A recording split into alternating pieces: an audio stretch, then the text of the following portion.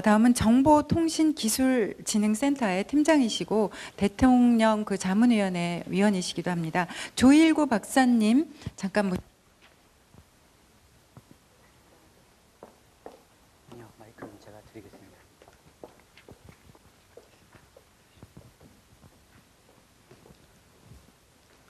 예. 예, 반갑습니다.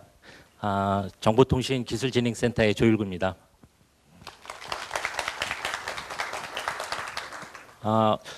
사실 저는 그 공학이나 이공학 하시는 분들하고 이렇게 일을 주로 하고 있습니다. 특히 우리나라 과학기술, 그다음에 산업기술, 특히 정보통신 분야 그 R&D를 국가 R&D를 이렇게 설계하고 지원한 일을 하고 있습니다. 그러면서 대통령실의 여러 가지 정책들, 과학기술 정책들을 이렇게 만드는 일들을 하고 있습니다. 특히 요즘에는 ICBM에서 북한에서도 ICBM 대륙간 탄도미사일을 발사해가지고 굉장히 어지럽지 않습니까?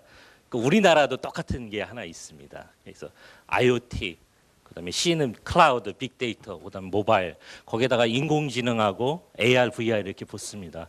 그래서 4차 산업혁명을 이렇게 리딩하는 일들을 하고 있습니다. 이 아이템들이 아마 우리나라의 이 과학기술 분야에서 이렇게 봤을 때 향후에 제조업 중심으로 이렇게 조선이나 철강, 자동차 산업을 대체할 미래 산업으로 이렇게 여기고 있습니다. 그래서 여러분들 교육 쪽에서도 제가 강연을 준비하면서 이렇게 조금 보니까 여러 가지 인문학이나 교육이나 이런 것들 킬러 애플리케이션 같아요. 그래서 잘 접목하면은 미래 산업으로 아마 클 수 있는 콘텐츠가 되지 않을까 이렇게 바람하지 않습니다. 예, 감사합니다.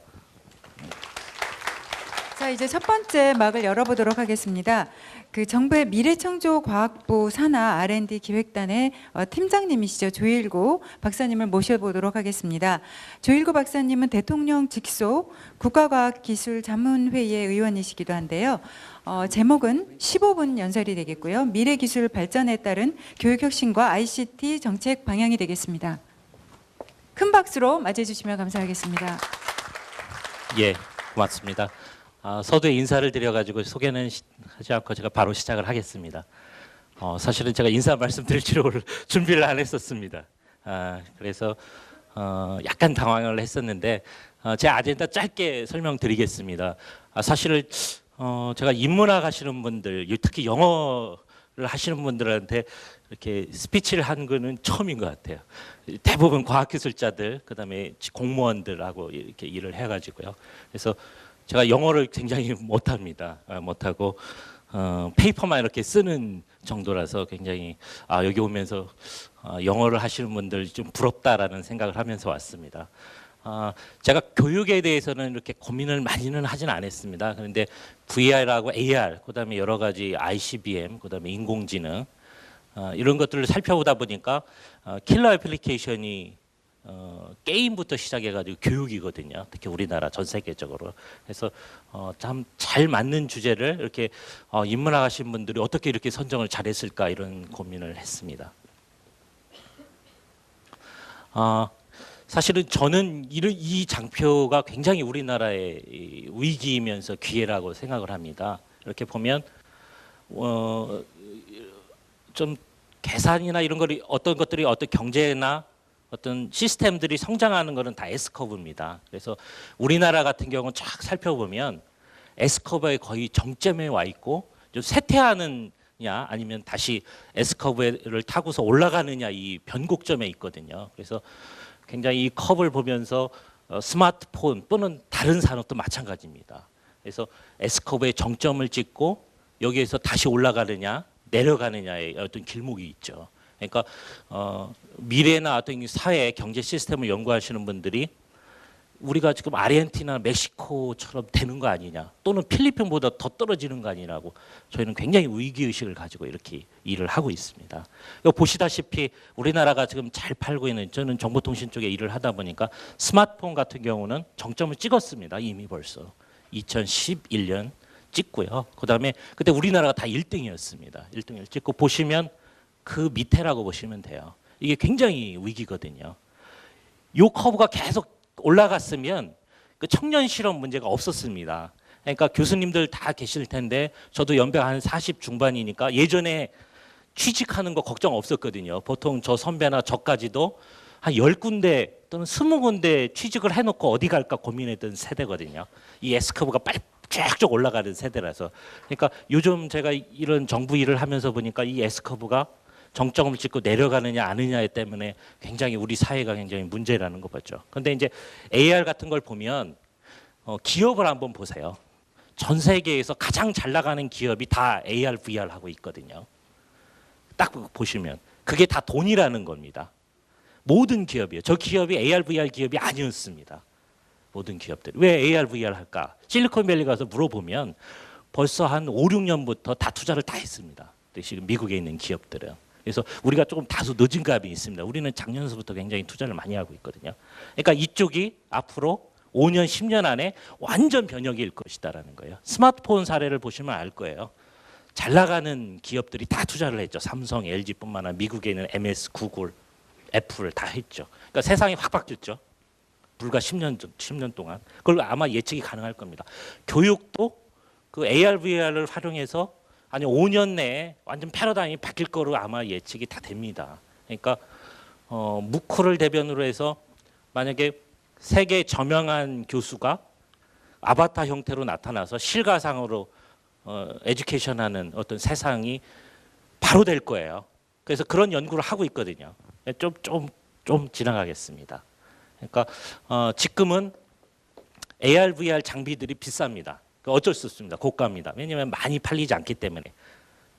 그래서 B2G, B2B라고 합니다. 그러니까 정부 사이드에 여러 가지 사실은 군사 목적으로 많이 AR, VR이 개발이 됐습니다. 시뮬레이션 하면서 돼 있고 그 장비들은 수억, 수십억, 수천억 할 수 있는 장비들입니다. 보통 그렇게 큽니다. 그래서 그다음에 그 기업에 사용하는 것들, 학교나에 사용하는 이런 장비들이 고가지만 그러니까 조그만 기업들이 또는 대기업들이 돈을 벌면서 대량 수요가 있는 커스터머 쪽으로 갑니다. 그래서 대량 수요 쪽으로 넘어가는 단계에 지금 있다고 보십니다. 커스터머로 넘어갑니다. 그래서 앞으로 쭉 로드맵을 보면 다 전 세계에 잘 나가는 기업들이 미국, 일본, 한국, 중국 기업들이 다 이쪽에 투자를 하고 있습니다. 지금은 장비는 거의 다 된 것 같아요. 다 됐고 통신도 거의 다 기술이 다 개발이 돼 있습니다. 근데 어떤 컨텐츠를 딜리버리해서 돈을 벌 거냐 요 단계만 거의 변곡점에 와 있는 상태입니다. 알겠습니다. 그래서 저희들이 그 정보통신 쪽에서는 그 한 산업만 되면 이게 발전이 안 되거든요. 그 동안에는 콘텐츠가 있어도 이거를 실어 가지고 그 이 VR 같은 AR 같은 것들은 용량이 크죠. 일말이요. 용량이 크고 그다음에 사이즈도 크고 그래서 보낼 수가 없었습니다. 휴대폰에서 볼 수가 없었고 PC에서 볼 수가 없었습니다. 근데 지금은 기술이 4G를 넘어가지고 5G 단계에 와 있고 UHD 영상도 얼만큼 빨리 보내냐면 지금 4G 폰 다 쓰고 있지 않습니까? 3G 폰, 2G 폰 쓰는 분들도 몇 개 있는데 지금 5G 기술을 거의 다 개발을 해놨거든요. 특히 우리나라 같은 경우 굉장히 빨리 개발을 해놨습니다. 그래서 평창 올림픽 때 소비를 할 건데 지금 그 4G 폰을 가지고 있는 거에 용량이 얼만큼 되냐면 1000배입니다. 1000배 빠르고 그다음에 속도는 200배 빠른 겁니다. 그래야 지금 UHD 영상, VR, 홀로그램 영상을 보낼 수가 있거든요. 그러면 컨텐츠를 소비자한테 전달할 수 있다는 겁니다. 그래서 비로소 기술이 해결이 되죠. 컨텐츠가 있으면. 그렇게 빨리 변하고 디바이스는 다 개발이 돼서 우리 VR 여기다 눈에다 머리에다 얹는 것들이 가격이 얼마냐면은 10,000원도 안 하는 것들이 저가로 많이 팔고 있습니다. 그 정도 세상이 왔어요.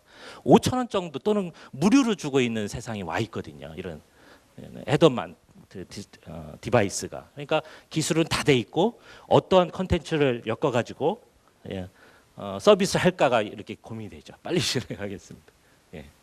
그래서 산업은 어느 정도 되냐면 지금은 작다고 보시면 돼요. 한 5조 정도 가상현실만, 아니 증강현실, 그다음에 1조 5천억 정도인데 앞으로는 한 120조, 그다음에 30조 이렇게 클 겁니다. 곧 5년 후입니다. 5년 후에 보시면 알 겁니다. 돈이 되니까 모든 학자들, 과학기술자, 엔지니어, 그다음에 기업들이 다 달려서 할 겁니다. 그러면 이 교육, 킬러 애플리케이션, 게임과 교육이 가장 먼저거든요. 항상 볼 때. 그러면 완전 잃을 것이고, 그다음에 아마 그 학생들이 공부하는 패러다임에 직장을 구하는 것들이나 아니면 일자리 창출하는 것들이 변화가 올 거라고 예측이 되죠. 빨리 진행하겠습니다. 이거 쭉 보시면 기업들이 합종 연행을 하고 있습니다. 이쪽에 보시면은 마이크로소프트, 구글, 페이스북, 삼성, 이게 자랑스럽게 아직까지는 삼성과 LG가 끼어 있습니다. 특히 삼성이 굉장히 끼어 있고요. 이게 조금 지속이 돼야 되거든요. 굉장히 좀 위기의식이 있고, 지금 이 CTO 분들하고 얘기를 나누면 저쪽에 콘텐츠 제작 유통하는 업체들이 합종 연행해가지고 플랫폼 사업을 시작을 해가지고, 그러니까 표준화해가지고 그다음에 플랫폼을 만들어가지고 이미 다 깔아놨습니다. 그래서 장비를 고도하거나 콘텐츠를 고도하는 일들만 남아 있죠. 그래서 이제 그 핵심은 VR, AR의 핵심은 요 가운데 VR 3D 엔진, 그다음에 서비스 플랫폼 이런 것들이 기술이 한 2, 3년 내면 다 성숙이 될 것 같아요. 여기다가 5 통신망이 2020년이면 다 깔립니다. 다 깔립니다. 그러면 딜리버리가 가능해지죠. 그다음에 디바이스가 다 개발돼 있죠. 그다음에 컨텐츠 싸움입니다. 근데 컨텐츠는 단시일에 개발이 안 됩니다. 그래서 지금부터 아마 개발을 해놔야 될 거고요. 이건 빨리 넘어가겠습니다. 그래서 정부에서는 전문 VR, AR 기업을 육성을 하려고 하고 있습니다. 결국에는 기업이 잘 돼야 일자리도 창출이 되고, 그다음에 컨텐츠에 돈을 벌 수 있는 거고, 돈을 벌어야지 이게 순환이 되죠. 경제가 활성화되고, 그다음에 다시 R&D에 투자가 되고, 다음 버전 산업을 제공할 수가 있죠. 그래서 언론에도 있다시피 저희들이 이제 국가전략 프로젝트를 만들었습니다. 거기에 AR, VR이 자랑스럽게 껴 있습니다. 그래서 앞으로 10년간 대대적으로 투자를 할 겁니다. 우리나라는. 그래서 좀 보시고 예측입니다. 제가 사실은 기술 예측하는 일들을 한 10년 동안 쭉 하고 있습니다. 거기에 봐도 이쪽 그림을 보신 분들 있을 겁니다.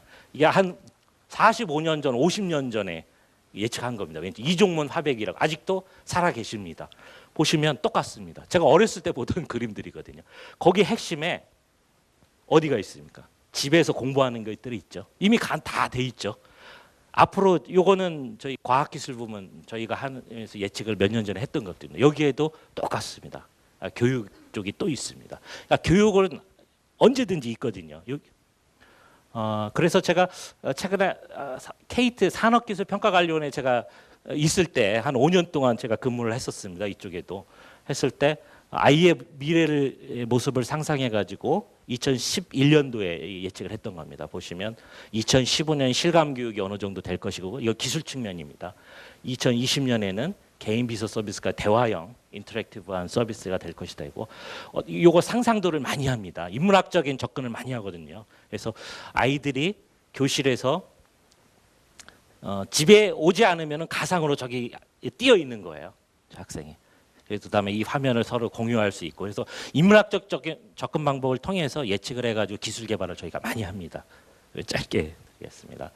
그래서 요거도 보시고, 요게는 작년에 제가 예측을 했던 겁니다. 그래서 마이너, 메이저, 로컬, 글로벌 해가지고 했던 내용인데, 여기도 곳곳에 VR, AR 기술이 핵심입니다. 다 쓰입니다. 그래서 한번 요거는 참고하시고, 그다음에 고령화 세에도 대부분의 어느 정도까지냐면은 로봇의 생체 신호 스캐너, 뭐 감성 로봇, 그다음에 뇌 영상 이미징, 그다음에 이게 교육입니다. 이게 어마어마한 교육까지 2030년 넘으면 자신의 경험을 투영을 해가지고 교육을 할 수 있는 서비스까지 될 거라고 저희는 예측을 하고 있습니다. 여기 그러니까 그 정도 단계까지 나간다는 거예요. 사람을 넘어가지고 교육을 할 수 있는 시스템까지 넘어간다는 거예요. 그래서 그 마무리를 짧게 드릴게요. 가장 짧게 할 때가 굉장히 힘들더라고요. 그래서 마무리를 좀 드리면 O2가 사실은 VR, AR이 핵심입니다. 그래서 다 엮여가지고 리얼 월드하고 버추얼 월드가 하나가 되는 세상이 돼 있죠. 이미 돼 있고, 그래서 이 핵심이 빅데이터 분석, 그다음에 맞춤 예측, 대량 생산, 그다음에 인공지능 이런 기술을 사용해가지고 앞으로 각종 서비스들, 교육 이런 것들이 산업들이 다 그 가상화된 세계와 현실 세계가 일치돼 가지고 아마 서비스가 이게 O2 세상이라고 합니다. 그래서 이미 벌써